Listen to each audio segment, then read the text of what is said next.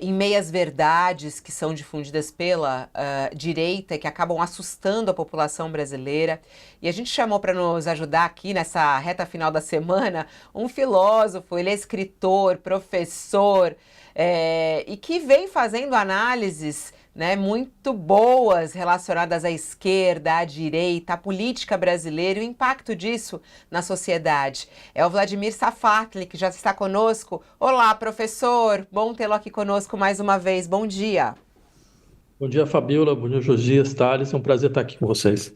Há pouco estávamos falando, né, sobre uma reportagem que está na nossa página hoje do UOL, dos bastidores do Palácio do Planalto.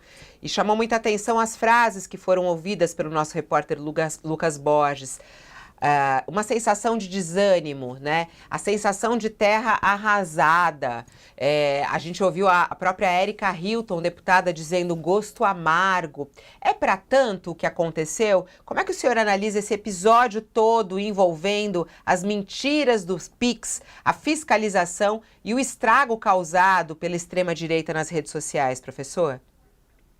Olha, eu acho que isso demonstra uma desorientação política do governo, porque numa situação como essa, veja, o governo ele colocou uma medida necessária, que é o governo federal precisa ter informações financeiras, sobre movimentações financeiras, para que ele possa saber, afinal de contas, quem está sonegando e quem não está sonegando. Certo? E essa é uma questão importante, porque o governo federal precisa ter dinheiro para investir em políticas públicas, para sustentar o sistema de saúde, para sustentar o sistema de educação. Sei lá, eu lembraria aí aos nossos ouvintes que o Brasil é um país que tem 69 universidades federais, 685 institutos federais. Isso é uma coisa enorme, tudo isso é gratuito. Então, quer dizer, o governo federal precisa de dinheiro. E, de fato, a questão da movimentação financeira é uma questão sensível, porque a gente sabe que muita coisa ela pode ser pega por lá. Então, o governo tinha razão na medida, tá? Só que ele não sabe fazer mais luta política, em hipótese alguma. Ele ficou assustado com o tipo de mobilização que a extrema-direita é capaz de fazer e recuou, ou seja, ele perdeu em dois frontes. Ele abriu mão de uma medida necessária, né? E ainda por cima teve uma derrota política, quase como assim, como se ele estivesse jogando sozinho e fez um gol contra. É uma coisa no limite do inacreditável, na verdade. Nossa, que forte, hein, professor? Essa frase sua, já tô vendo, vai bombar na nossa página do UOL, né? Ah, uma desorientação política do governo, não sabe mais fazer luta política. Como retomar o. Aí a gente olha, né? A gente não está falando de um partido qualquer, não estamos falando de um personagem qualquer, estamos falando do Lula, que é o personagem político de maior repercussão no nosso país, né? Como retomar, como voltar ao ponto no qual eles consigam fazer uma luta política, e aí usando até a frase péssima até, né, de Bolsonaro, que ele dizia dentro das quatro linhas. Uhum.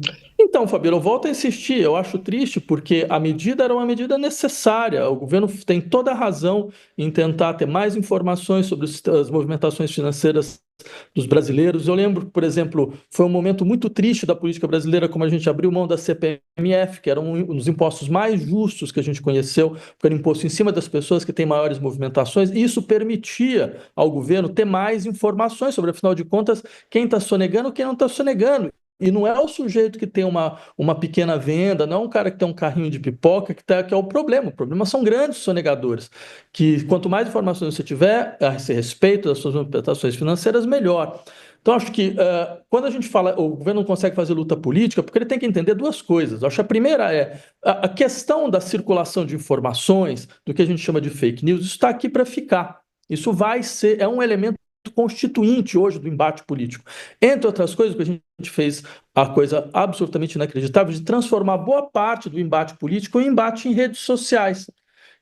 Como a gente vê agora, são redes que, inclusive, são extremamente monopolistas, que hoje têm posturas políticas muito claras, né, cada vez mais. Então, acho que você já tem esse tipo de problema. Então, tem que saber que você vai lutar entre outras coisas, desse espaço. E agora, politizar o processo é lutar, por exemplo, para que a população entenda que é importante, efetivamente, você ter informações sobre sonegadores. Que, na verdade, você tem um país onde você tem não só sonegações, mas isenções fiscais inacreditáveis. Você tem 97 bilhões de reais de isenção fiscal de empresa. Enquanto eu pago meus impostos normalmente, você paga seus impostos normalmente, tem um erro aí. Então, você politizar essa injustiça fiscal é um elemento que te dá força nesses momentos. Você fala, olha, tem uma injustiça fiscal nesse país, não é que você paga muito imposto, é porque quem precisa pagar não paga.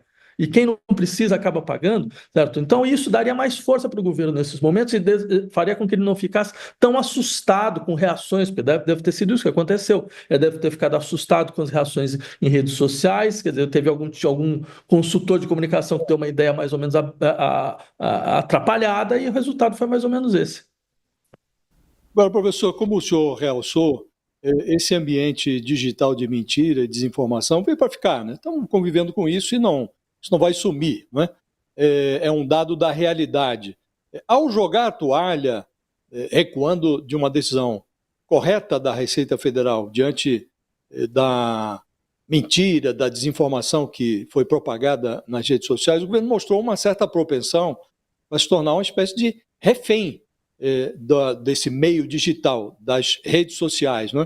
Diante deste cenário, o senhor acha que o problema do governo é de comunicação, como alega o Lula nas suas manifestações, ou é de credibilidade mesmo? O problema do governo hoje é de comunicação? Não acredito que exista problema de comunicação em política. Eu acho que todas as vezes que você não sabe como agir politicamente, aparece essa mágica. É um problema de comunicação. Como se você resolvesse questões de comunicação, você resolveria o tipo de mobilização que a opinião pública espera. Mas eu acho que não é assim. Um governo não é um produto. Um governo não é uma marca comercial que você vai organizar planejamento de comunicação. O governo é outra coisa.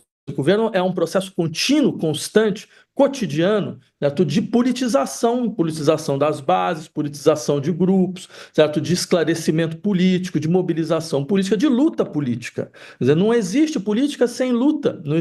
Não existe política de consenso. Isso não existe. A política é a arte do dissenso, é a luta do dissenso. E o governo tem que entender isso, entender, inclusive, que ele entra numa situação muito delicada, porque essa dinâmica de redes sociais, como eu falei, você está tendo uma espécie de, digamos, de orientação política das redes de maneira cada vez mais clara. E com o governo Trump isso vai ficar muito claro, cada vez mais forte. Então, sabendo disso, o governo já tem que saber que ele já entra dentro dessa esfera em déficit, ele já entra nessa esfera com problemas, naturalmente. Então ele tem que saber conseguir articular outros campos que não só esse.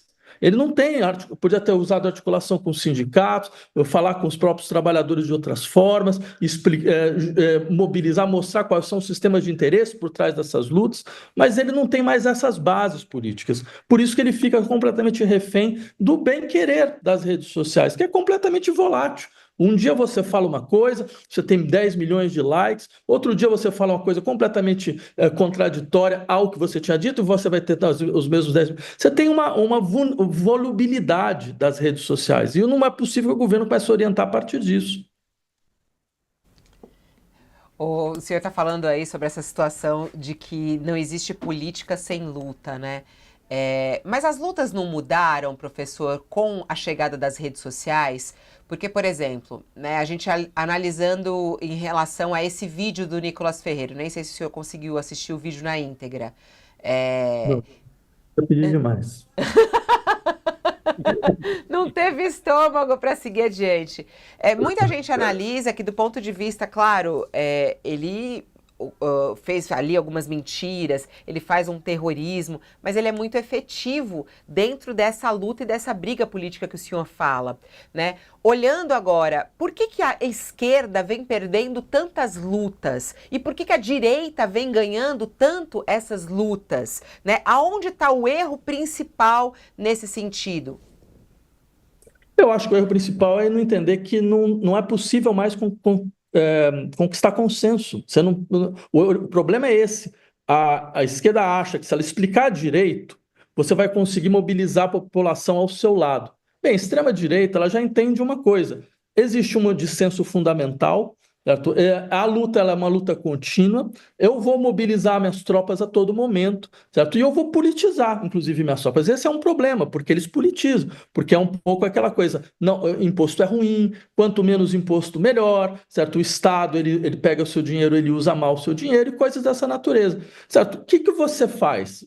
Você joga do outro lado, você fala, não, esse é um país desigual, é necessário que as pessoas que ganham muito paguem muito, porque a gente precisa utilizar esse tipo de recurso para conseguir fazer políticas públicas, para sustentar um sistema de educação cada vez mais. Bem, eu lembraria a vocês, só com um parênteses, o Brasil é o único país, um dos pouquíssimos países hoje, que tem um sistema público federal de universidades, 69 universidades, que são absolutamente, completamente gratuitas.